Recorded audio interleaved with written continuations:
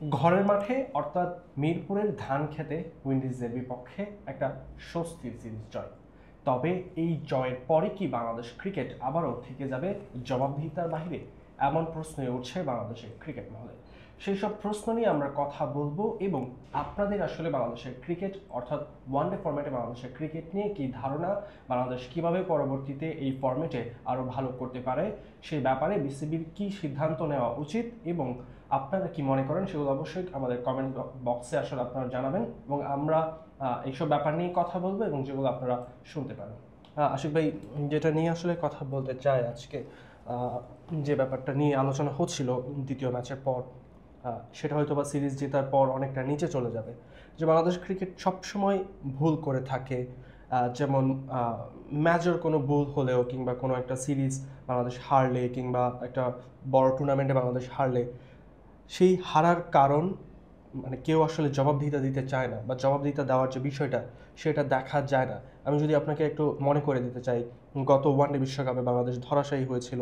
এরপর বিসিবি আসলে বলেছিল যে কেন এমনটা হলো সেটা নিয়ে একটা ফাইল করা হবে, তদন্ত করা হবে, কিন্তু সেগুলো আমরা কিন্তু আসলে দেখতে পাইনি যে সেই তদন্ত রিপোর্টটা আসলে কোথায়, কিংবা এখনও এই যে এই পুরো সিরিজটাতে মিরাজ যেসব ভুল করলো কিংবা সালাউদ্দিন কোচ হিসেবে যে ভুলগুলো করলো এগুলোর আসলে তারা কতটুকু জবাবদিহিতার ভিতরে থাকবে, এ ব্যাপারটা নিয়ে আপনি আসলে কী ভাবেন বা কী মনে করেন?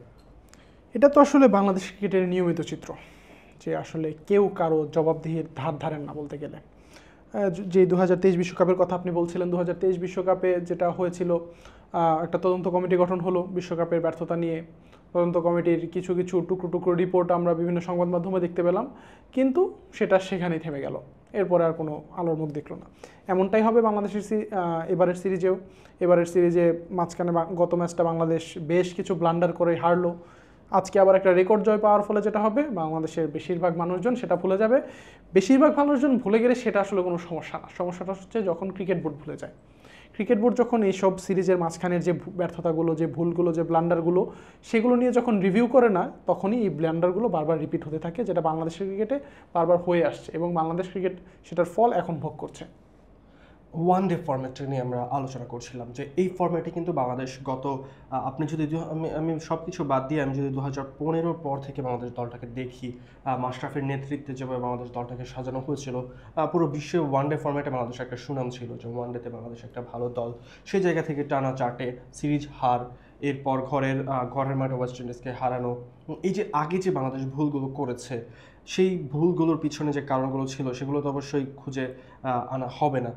এরপরেও বাংলাদেশের এই জায়গাতে বিসিবির আসলে কি সিদ্ধান্ত নেওয়ার আছে যে পরবর্তীতে বাংলাদেশ দল যেগুলো থেকে মানে একটু ভুলগুলো থেকে কাটিয়ে উঠে আরও ভালো করতে পারে, এখানে বিসিবির আসলে কি কি সিদ্ধান্ত নেওয়া উচিত বলে আপনি আসলে মনে করেন? বিসিবি নিবে না সেটা আমরা জানি, কিন্তু আপনি আসলে কি মনে করেন যে এখন কি করা উচিত বিসিবির?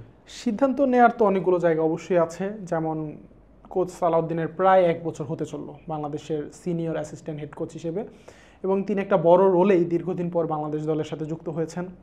তো 1 বছর পর নিশ্চয়ই একটা রিভিউ করার সুযোগ আছে যে পুরো একটা বছরে সালাউদ্দিনের ব্যর্থতা কী কী, সফলতাগুলো কী কী, সেটাও রিভিউ হতে পারে।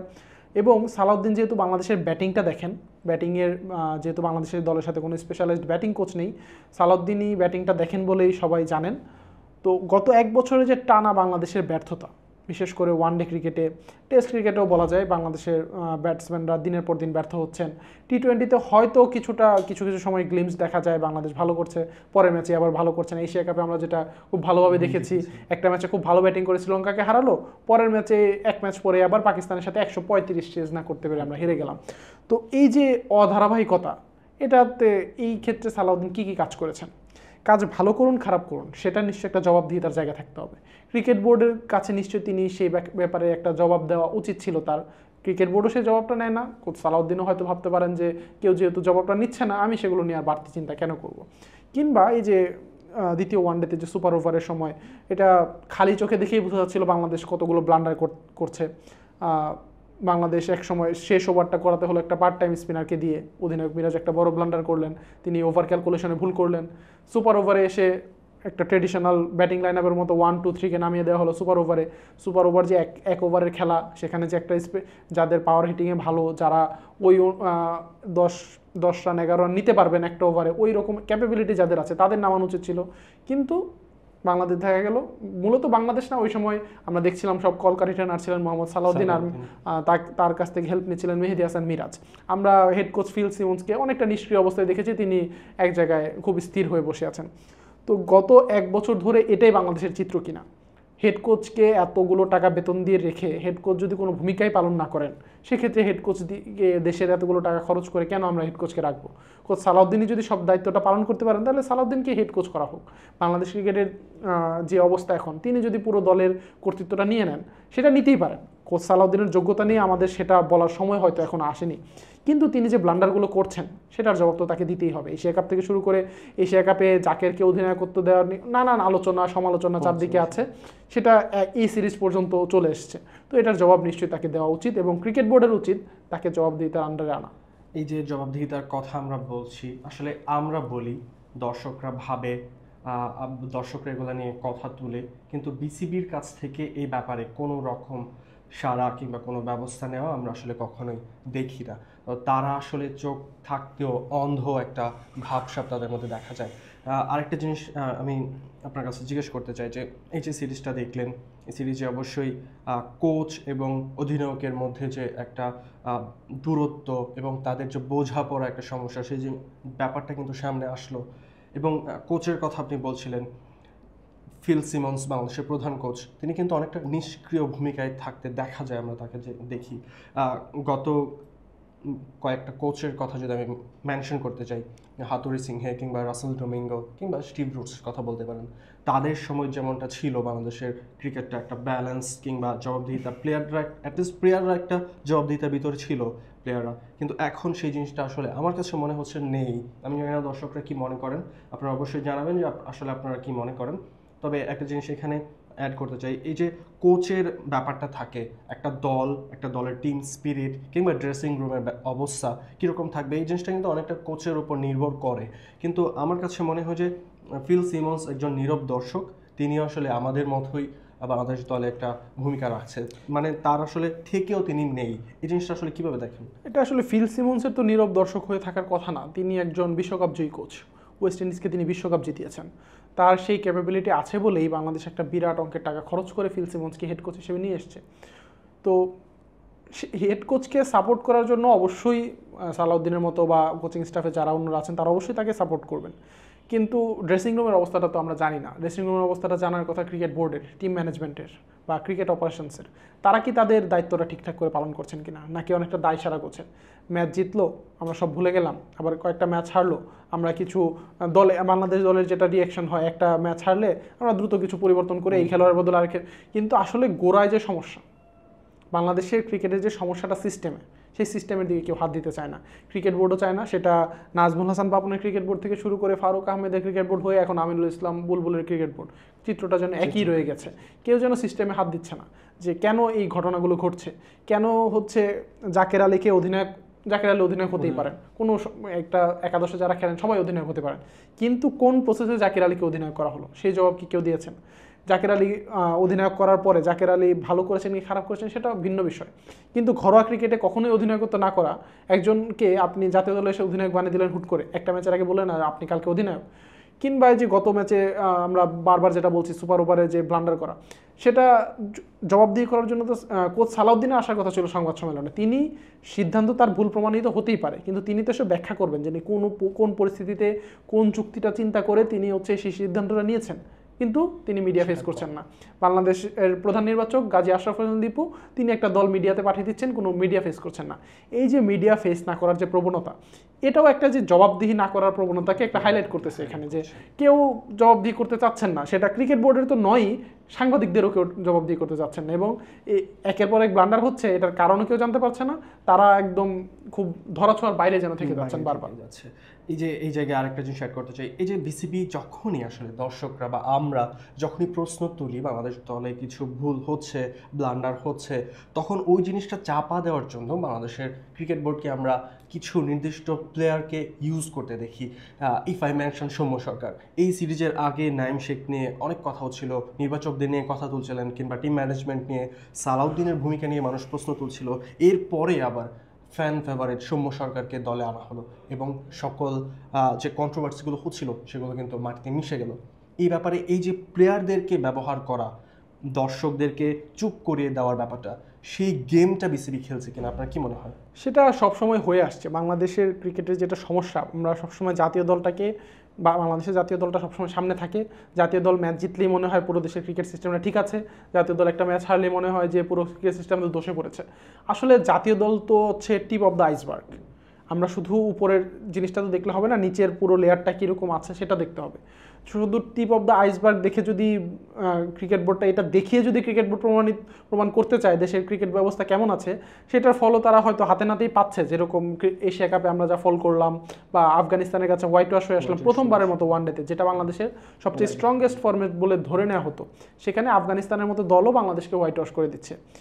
কিন্তু এই যে আমাদের প্রবণতা যে আমরা একটা ক্যারেক্টারকে সামনে রেখে বা কোনো একটা কিছুকে সামনে রেখে একটা ম্যাচ জিতলে সেই জয়টাকে আমরা এত বেশি করে হাইলাইট করছি যেন এর আগের সবগুলো ভুলকে এটা মানে আর যেন সবাই যেন ভুলে যায়। এটা খুবই অবভিয়াস যে বাংলাদেশ গত ম্যাচে যে ব্লান্ডারগুলো করেছে, তৃতীয় ম্যাচে এইরকম একটা বড় জয় পাওয়ার পরে সেটা ক্রিকেট সিস্টেমের, ক্রিকেট বোর্ডের কেউ আর সেটাকে সামনে আনবে না।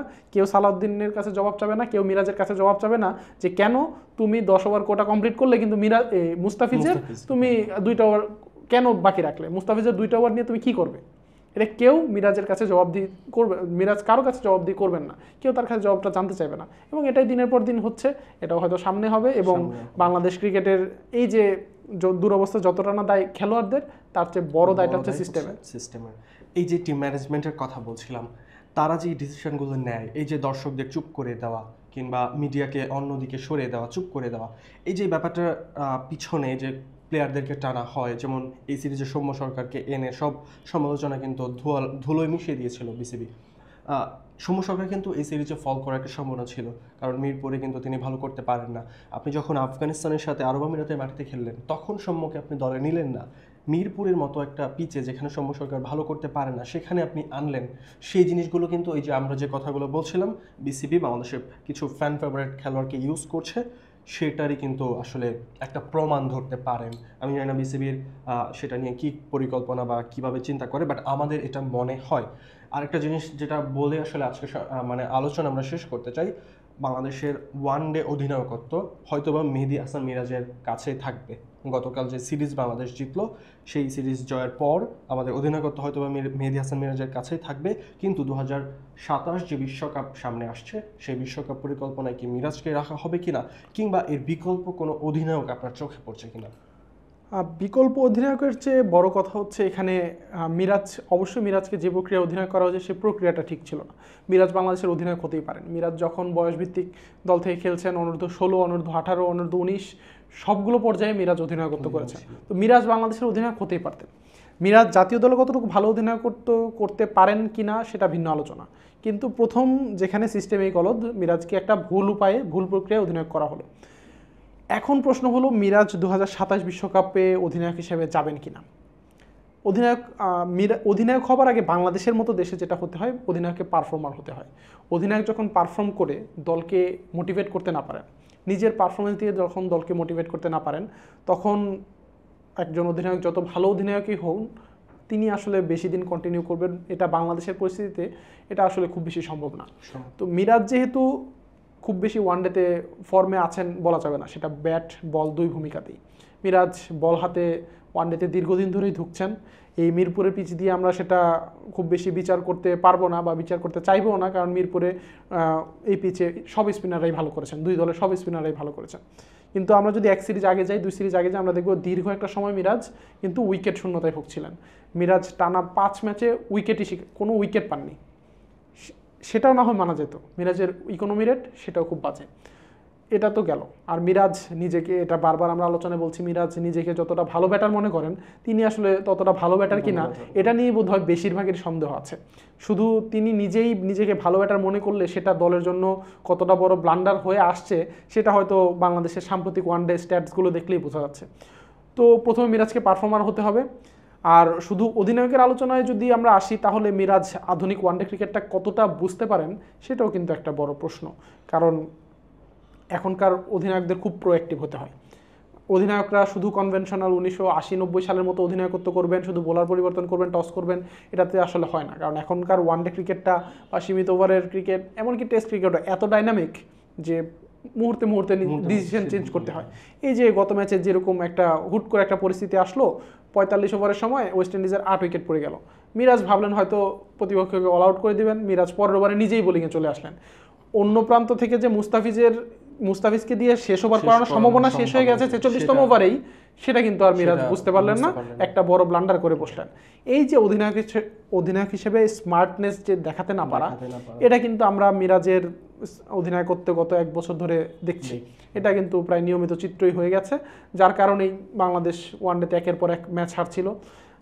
আজকে যেটা হয়েছে, আজকে হয়তো ব্যাটসম্যানরাই পুরো কাজটা করে দিয়েছেন, 80% কাজটা ব্যাটসম্যানরাই করে দিয়েছেন। এর জন্য মিরাজের অধিনায়কত্বের মুনশিয়ানা হয়তো দেখানোর প্রয়োজনটাই পড়ে নাই, এই জন্য আমরা হয়তো কোনো কিছু। কিন্তু আমার যেটা মনে হয়, বাংলাদেশের 2027 বিশ্বকাপ যদি ভালো কিছু করতে হয়, অধিনায়কত্ব নিয়ে এখনই চিন্তা করতে হবে। এবং এটা আমার ব্যক্তিগত মতামত বলা যেতে পারে, মিরাজকে অধিনায়কত্ব থেকে খুব বুঝিয়ে শুনিয়ে সেটা হতে পারে, বা এটা বোর্ড সিদ্ধান্ত মিরাজকে জানিয়েও দিতে পারে যে কোনোভাবে, কিন্তু মিরাজকে অধিনায়কত্ব থেকে সরাতে হবে যদি বাংলাদেশ বিশ্বকাপে কোনো বড় স্বপ্ন নিয়ে যেতে চায়, যে আমরা হয়তো সেমিফাইনালে খেলবো বা ফাইনালে খেলবো, এরকম যদি কোনো বড় স্বপ্ন নিয়ে যেতে চায়, অবশ্যই অধিনায়কত্ব জায়গাটা নিয়ে নতুন করে ভাবতেই হবে বাংলাদেশকে। আমরা আসলে প্রতিটি বিশ্বকাপ কিংবা অন্য কোনো বৈশ্বিক টুর্নামেন্টের আগে অবশ্যই টুর্নামেন্ট জয় করতেই চাই, আমরা চ্যাম্পিয়ন হতেই চাই। তবে সেই চ্যাম্পিয়ন হওয়ার জন্য বাংলাদেশের ক্রিকেটে যে সিস্টেম ফলো করা উচিত, যেভাবে আসলে দেশের ডোমেস্টিক সার্কিট সাজানো উচিত, যেভাবে আমাদের টিম ম্যানেজমেন্টে কাজ করা উচিত, সেগুলোই আসলে আমরা দেখতে পাই না। আমরা এই জিনিসগুলা বুঝলেও, আমরা ক্রীড়া সাংবাদিকরা এই জিনিসগুলো বুঝলেও, কিংবা বাংলাদেশের দর্শকরা এগুলো বুঝলেও, কবে বিসিবি বুঝবে সেটা এখন সবচেয়ে বড় প্রশ্ন।